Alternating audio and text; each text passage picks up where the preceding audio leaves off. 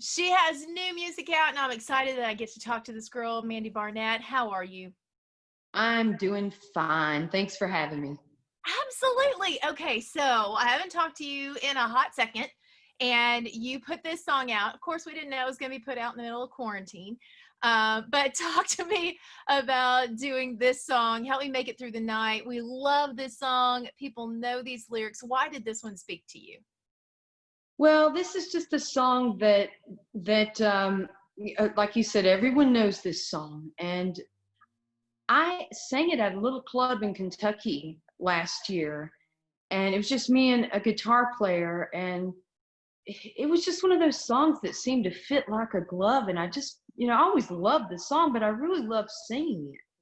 And I have a new album coming out called A Nashville Songbook, and I'm showcasing some of the great songs that made Nashville famous. And of course, this song written by Chris Christopherson, and of course the original recording by Sammy Smith. It's an iconic song.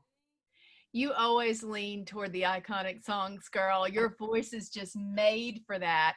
So when you're going through it and you're, listening to, I'm sure, some of the first recordings of this, what did you pick up on that you hadn't really noticed before? I mean, we all know the song and we've heard it before, but then intently listening to it with a new set of ears, what did you pick up on that you had not heard in that song before? I think this is the kind of song that everyone can relate to at some point or another in their lives. It's, and of course, during a time that we're all staying at home and sometimes feeling alone, and life goes on. You're even though we're in the midst of a pandemic, there's still uh, uh, problems with your marriage or a relationship and that kind of thing. And so I think that people can relate to that kind of subject matter, whether it's a song that was written 50 years ago or a song that was written today. When we put a spin on something that is iconic like this song, I think the interesting thing about it is, Mandy, there are so many ears that are going to hear this and they're going to hear your version. And that's going to be the first time that they've been introduced to this song. What does that say to you when you're presenting something like this, that you're helping the legacy of Chris Christopherson live on?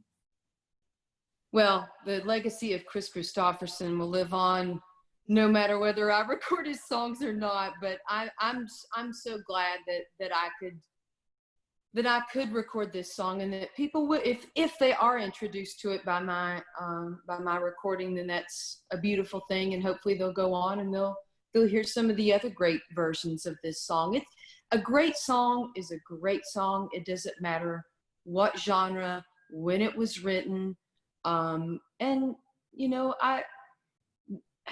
I've never considered myself a songwriter. I could probably write a mediocre song. I'm sure I could, but I would rather sing great songs written by great songwriters. Why do you think that you've always had this enamored love of some of these older songs? Of course, we know all the love that you've shown with Patsy and Patsy Cline's songs over the years. So what is it about that particular time period that kind of speaks to you? Well, I'm an only child. I was raised around older people, and I was exposed to the songs that they loved. But I think,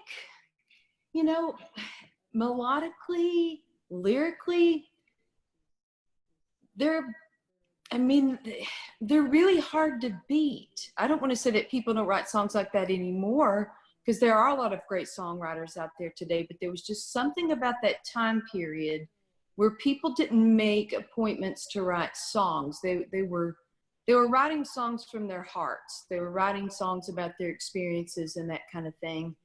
And as a vocalist, you want a melody, and you just can't beat those melodies from that time. From my favorite period of time in music is really probably from the 40s through the 70s.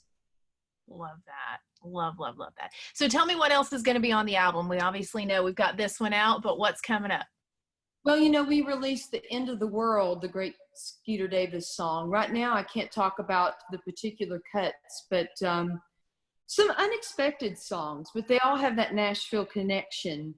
I have a show that I started doing back in 2016 and performed 3 nights for the Nashville Symphony. They helped me kick off the Nashville Songbook, which was incredible. And I've done this show with several other symphonies, but they were the first ones, and they really believed in it. And we had 3 great nights, and we did all the great songs by Tammy Wynette and Roy Orbison and Brenda Lee and Elvis. So it's just there's so many great songs that were written and recorded here in Nashville from all different genres.